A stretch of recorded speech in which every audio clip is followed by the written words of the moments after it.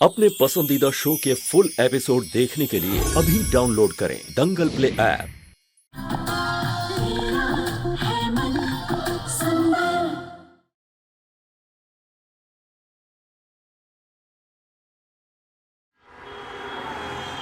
माँ, आप ना आर्ची का साथ बहुत पहले ही छोड़कर जा चुकी थी। भले ही अपनी मर्जी से नहीं, लेकिन शायद ईश्वर की यही मर्जी थी। अगर आप आज जिंदा होती तो मैं आपकी सेवा करती, यही मेरा फर्ज था। लेकिन आज मेरा फर्ज ये है कि मुझे आपको मुक्ति दिलानी होगी माँ। यही मेरा धर्म है और यही मेरा फर्ज है। आपको नाहर जी का मोह त्याग कर इस दुनिया से जाना ही होगा माँ। अगर तुम मुझे मुक्ति दिलवाओगी तो मेरे पास एक ही रास्ता है, अपनी ममता को पूरी करने का।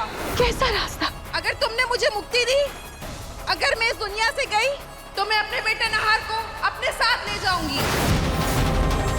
क्या बोल रही है माँ? आप नाहर जी को अपने साथ लेकर कैसे जा सकती है? नाहर जी को आपके साथ जाने के लिए हाँ, मेरे साथ जाने के लिए नाहर को ये दुनिया त्यागनी होगी। तभी मैं नाहर की आत्मा को अपने साथ ले जा पाऊंगी और फिर हम दोनों हमेशा साथ रहेंगे। माँ होकर आप अपने ही बच्चे के साथ ऐसा कैसे कर सकती है? मैं अपने बच्चे के साथ रहने के लिए कुछ भी कर सकती हूँ।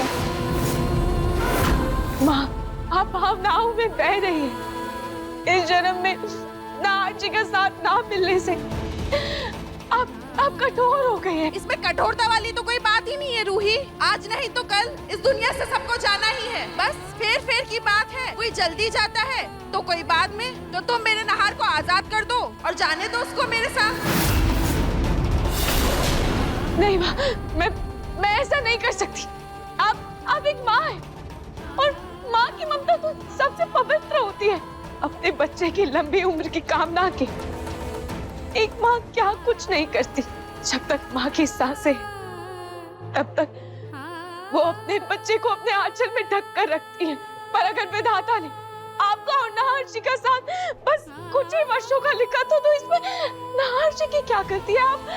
आप उन्हें क्यों सजा दे रही हैं? तो मेरी भी क्या गलती थी जो मुझे मेरी औलाद से दूर किया गया? मैं तो अपने नाहर के साथ खुश थी, फिर मुझे उससे क्यों छीना गया? और माँ का साथ बच्चे के लिए सजा नहीं, सुकून है और मैं ये सुकून अपने बच्चे को दूंगी। आपका सुकून आपके बच्चे को ऐसी तकलीफ देगा जिसके एहसास से किसी का रूह कांप जाए। माँ, आज नहीं तो कल सबको जाना है, लेकिन ये फैसला लेने का हक सिर्फ भगवान को है। आपकी सांसें जितनी लिखी है उतना जीना हर इंसान का हक है। आप नाहर जी को उनके उम्र से पहले नहीं लेकर जा सकती माँ, ये गलत है।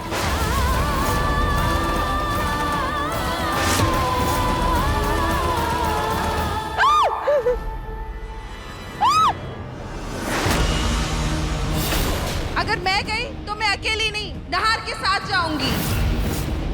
मैं भी देखती हूँ कौन रोकता है मुझे। मैं एक माँ हूँ, एक माँ को उसके बच्चे के साथ रहने से कोई नहीं रोक सकता। एक जिद्दी और जज्बाती माँ को अब एक पत्नी रोकेगी।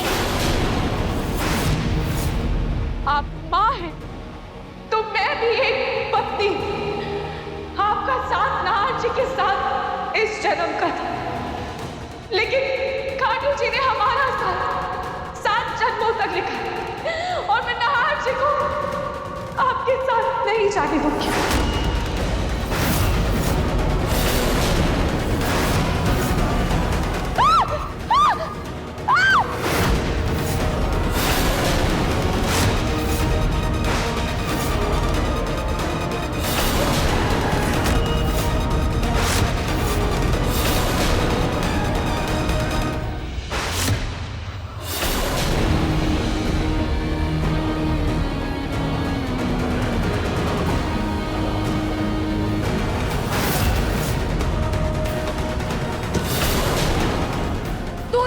मुझे एक लड़की एक माँ की ममता के आगे खड़ी होगी। एक माँ से उसके साथ रहने का हक छीनेगी तू। मैं कभी भी तुम्हें नहीं छोड़ूंगी। जीत तो सिर्फ एक माँ की होगी। अर्धांगी भी अपना सुहाग नहीं हारेगी।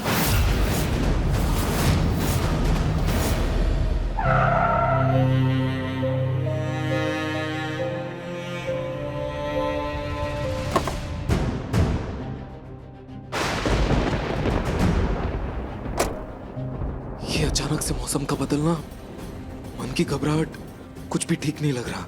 जब तक मैं रूही से माफी ना मांग लूं, कुछ भी सही नहीं लगेगा।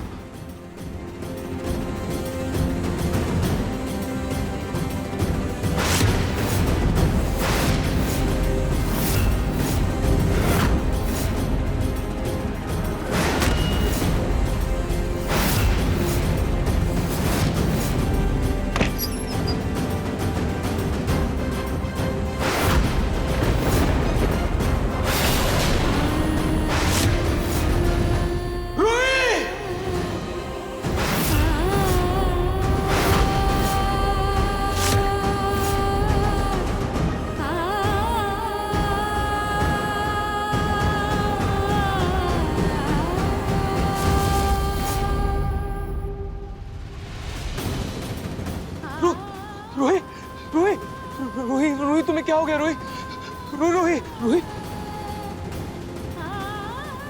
होश में हो। क्या हो गया रूही तुम्हें? रूही तुम ठीक तो हो ना? रूही आंखें खोलो। रूही प्लीज ऐसा मत करो। प्लीज रूही ऐसा मत करो। रूही मैंने जो भी बोला था गुस्से में आकर बोल दिया था। प्लीज गलती से बहुत कुछ बोल दिया। प्लीज मेरी गलती की इतनी बड़ी सजा मत दो। रूही प्लीज आंखें खोलो। रूही उठ जाओ। रूही प्लीज उठ जाओ प्लीज। रूही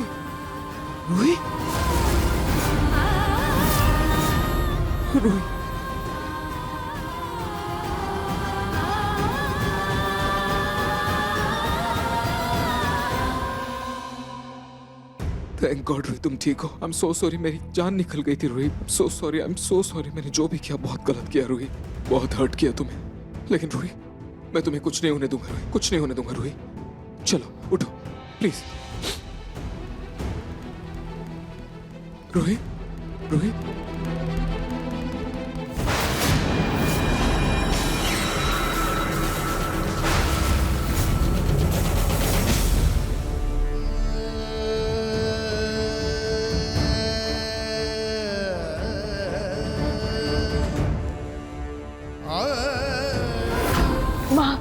भावनाओं में बह रही है। इस जन्म में नाची का साथ ना मिलने से आप कठोर हो गए हैं। इसमें कठोरता वाली तो कोई बात ही नहीं है रूही। आज नहीं तो कल इस दुनिया से सबको जाना ही है। बस फेर की बात है। कोई जल्दी जाता है तो कोई बाद में। तो तुम मेरे नहार को आजाद कर दो और जाने दो उसको मेरे साथ। रूही प्लीज आंखें खोलो। रूही तुम्हें कुछ नहीं होगा। रूही तुम ठीक तो हो ना? क्या हो गया तुम्हें रूही? प्लीज आंखें खोलो। प्लीज मुझे माफ कर दो। आंखें खोलो, मुझसे बात करो। प्लीज बात करो मुझसे। रूही प्लीज आंखें खोलो। प्लीज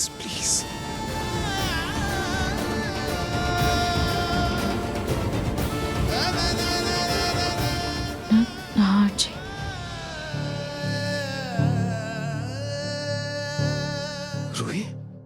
रूही तुम ठीक हो? Thank God. Thank you Khatu ji. Thank you so much. Thank God तुम ठीक हो रूही। लेकिन रूही तुम बेहोश कैसे हो गई? रूही पता है तुम्हें ऐसी हालत में देखकर मेरी जान निकल गई थी रूही। मैं जानता हूँ रूही, गुस्से में आकर मैंने बहुत कुछ बोल दिया था, लेकिन उसकी इतनी बड़ी सजा तो मत दो रूही यार। घर में कोई नहीं था, अकेली थी, मुन्नी भी सो रही थी रूही। एक्चुअली सब मेरी गलती है रूही। मुझे पता है तुम्हारी इस हालत की वजह क्या है। मैंने तुम्हें इतना कुछ सुना दिया, तुम पूरा दिन रोई होगी, खाना नहीं खाया होगा, वीकनेस आ गया होगा, चक्कर आया होगा, और तुम so sorry Roohi. I am so sorry. मतलब नहार जी ने कुछ नहीं देखा, उनको उस परछाई के बारे में कुछ नहीं पता। अब नहार जी से कुछ कहूंगी तब भी वो मेरी बात नहीं मानेंगे। रूही देखो, तुम्हें मुझे इसके लिए जो सजा देनी है दे दो, चिल्ला दो, डांट दो, मार दो, जो करना है कर दो, लेकिन प्लीज ऐसा कुछ मत करोगे जिससे मैं तुम्हें हमेशा के लिए खो दूं, क्योंकि ये मुझसे बर्दाश्त नहीं होगा। मैं नहीं जी सकता तुम्हारे बिना रूही। प्लीज समझो रूही, तुम मेरी रूह हो, और तुम्हारे बिना मैं बस एक बेजान शरीर और कुछ नहीं।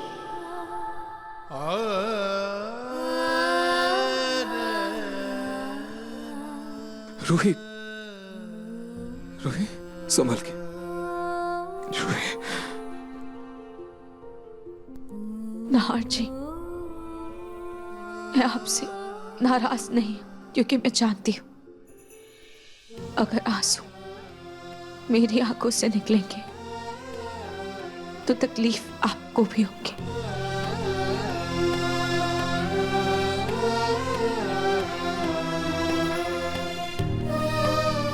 रूही, इस दुनिया में, इस दुनिया के परे, इस जन्म में और आने वाले हर जन्म में मेरे लिए सबसे ज्यादा खास तुम हो रूही। और मेरे लिए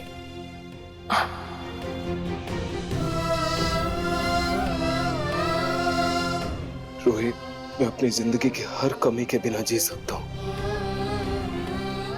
लेकिन तुम्हारे बिना एक पल भी नहीं जी सकता रूही। और देखो, ये छोटे मोटे झगड़े ना हमारे बीच कभी आए थे ना कभी आएंगे, इससे कोई फर्क नहीं पड़ता, ठीक है? क्योंकि हमारा साथ अनंत तक था, है और हमेशा रहेगा।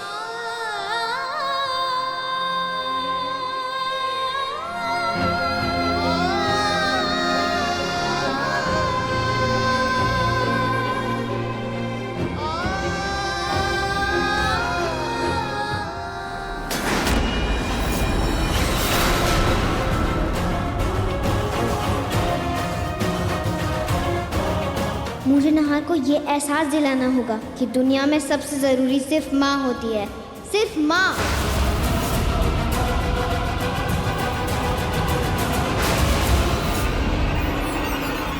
अभी सब्सक्राइब करें हमारा चैनल और पाएं दीवानी के सारे शानदार एपिसोड्स।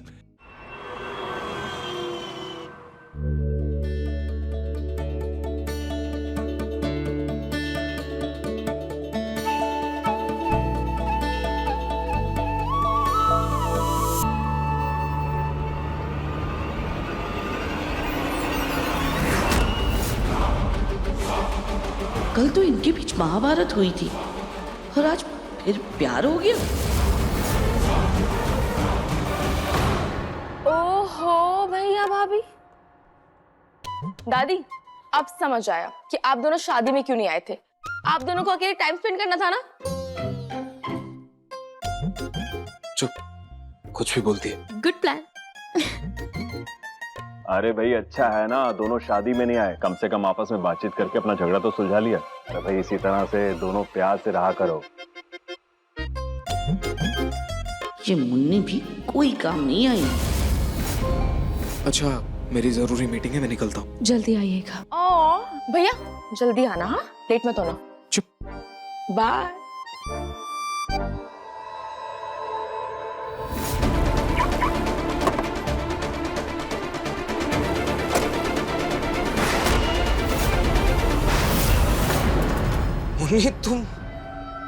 मुन्नी बेटा, तुम अचानक से कहाँ से आ गई? हाँ, डरा दिया मुझे। आप कहाँ जा रहे हो? मैं आपके साथ चलूं? मुन्नी बेटा, मैं फैक्ट्री में जा रहा हूँ, तुम वहाँ जाके क्या करोगी? मैं कार में बैठ जाऊंगी या आपको काम करते देखूंगी। ले चलो ना प्लीज। मुन्नी बेटा, आप वहाँ बोर हो जाओगी। ऐसा करते हैं, मैं ऑफिस जाता हूँ, शाम को जल्दी से आ जाऊंगा, फिर हम जम के खेलेंगे। वापस आने के बाद मेरे साथ एक खास जगह चलोगे? खास जगह? कौन सी खास जगह? वो तो सीक्रेट है। अच्छा, सीक्रेट। ओके। मुन्नी बेटा,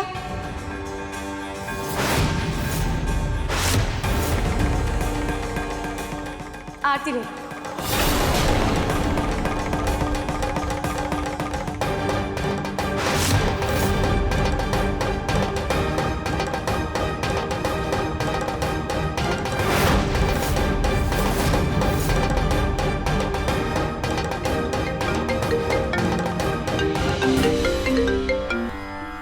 हाँ सेन गुप्ता जी।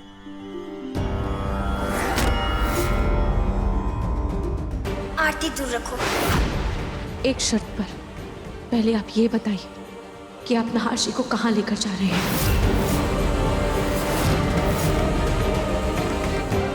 वो क्यों बताओ?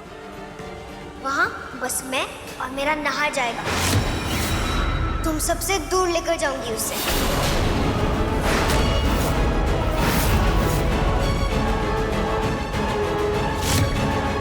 ओके, ऑन इट, या बाय।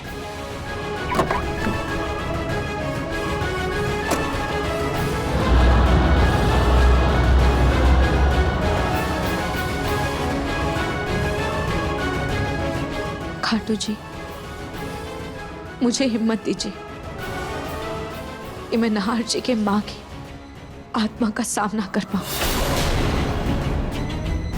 मुझे नहार जी को बचाने के लिए हर खतरा मंजूर है, पर मुझे ये समझ नहीं आ रहा कि नहार जी की माँ इतने सालों बाद अचानक वापस क्यों आई और क्या चाहती है? उन्हें मुक्ति क्यों नहीं चाहिए? इस घर ने जो भी मेरे साथ किया है वो मैं कभी नहीं भूल सकती। मुझे यह इंसाफ नहीं मिला है और मेरी जान चली गई। ना मैं तब मरती और ना ही मेरा नहार मुझसे दूर होता, पर अब कोई कितनी भी कोशिश कर ले मुझे मेरे नहार से दूर नहीं कर सकता। अगर वो किस इंसाफ की बात कर रही थी? कौन सा इंसाफ में नहीं मिला और क्या गलत हुआ है उनके साथ? शायद उस सवाल के जवाब से मुझे उनकी मुक्ति का रास्ता मिल सकेगा। हे भगवान, ये लड़का भी ना कोई भी सामान अपनी जगह पर नहीं रखता। बताओ, इस लड़के की जिंदगी में पता नहीं कब ठहराव आएगा। ये फाइल, लैपटॉप कहीं और रखा है, हेडफोन भी इधर पड़ा हुआ है और जूते भी कहीं और रखता है ये लड़का। ओहो, ये लड़का तो कपड़े भी धोने के लिए नहीं देता।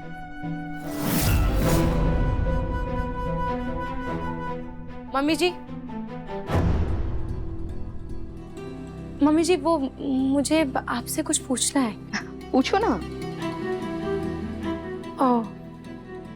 मम्मी जी, वो मुझे नहार जी की माँ के बारे में कुछ पूछना था।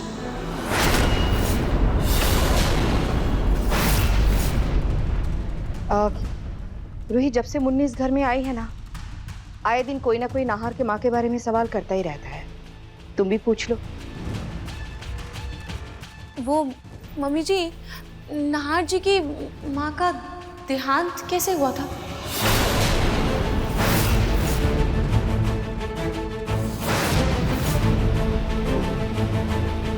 क्या हुआ मम्मी जी? वो रूही बेटा, इस बारे में मुझे भी ज्यादा नहीं पता। पहले एक दो बार मैंने रतन जी से पूछने की कोशिश की थी, लेकिन वो दुखी हो जाते थे, इसलिए मैंने उनसे पूछना ही छोड़ दिया। रूही, मेरी बात मानो तो तुम भी इस बात को यहीं छोड़ दो।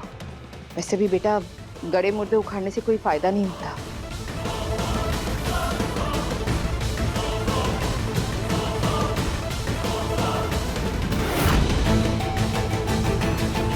नहार जी की माँ के साथ ऐसा क्या हुआ था? मम्मी जी ने भी बात डाल दी। ये रूही को अचानक नाहर के माँ के बारे में क्यों जानना है?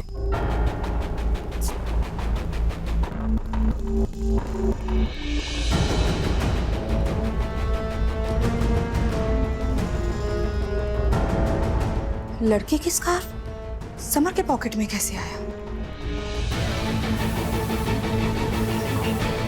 समर कल जूही से मिला है क्या?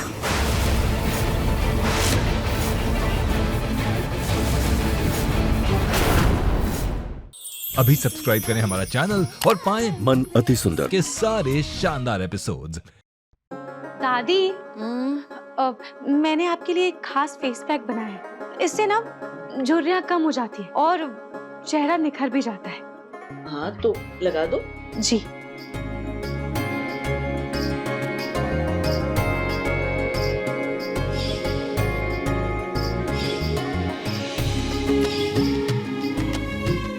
वैसे दादी, इस उम्र में भी आपकी त्वचा काफी खिली हुई है। मैं इतना ध्यान रखती हूँ तो त्वचा तो निखरेगी ही ना। वैसे हमारे घर में सबकी ही त्वचा अच्छी है और मेरी मम्मी हमेशा कहती भी थी कि अगर बचपन में अच्छे से मालिश हुई हो ना तो त्वचा बहुत अच्छी रहती है। हाँ वो तो है, हमारे घर में हर बच्चे की मालिश बचपन में बहुत अच्छे से हुई है। दादी वैसे नहार जी की भी मालिश तो उनकी माँ ही करती थी ना। अब वो एक दिन आपने बताया था ना कि उनकी माँ उनसे बहुत प्यार करती थी, उन्हें कभी अपने आप से दूर नहीं होने देती थी। हाँ, मुझे हाथ भी लगाने नहीं देती थी। नाहर का सारा काम वो खुद करती थी। दादी जब नाहर जी हमेशा अपनी मम्मी के साथ ही रहते थे, तो जब उनकी माँ का देहांत हुआ तब नाहर जी कहाँ थे?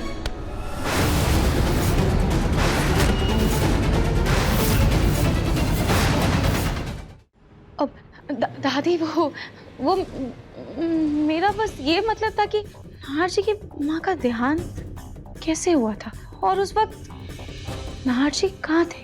रूही, जल्दी फेस पैक लगाओ और जाओ यहाँ से, क्योंकि फेस पैक लगाने के बाद ज्यादा बात नहीं करते। सॉरी दादी, वो मैं तो बस ऐसे ही। हो गया, जाओ यहाँ से। दादी मैं कहाँ ना जाओ। दादी मैं अच्छे से लगा देती हूँ।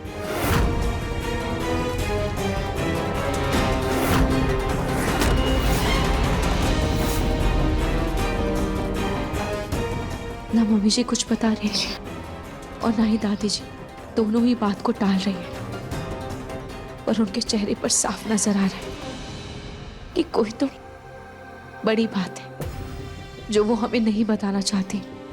घर के बड़े तो कुछ बता नहीं रहे और नाहर जी भी उस वक्त बहुत छोटे होंगे, उन्हें तो कुछ याद भी नहीं होगा। और समर भैया और अपनी दीदी का तो जन्म ही नहीं हुआ था। क्या करूं, कैसे पता करूं कि नाहर जी की मां के साथ आखिर हुआ क्या था? किससे पूछूं?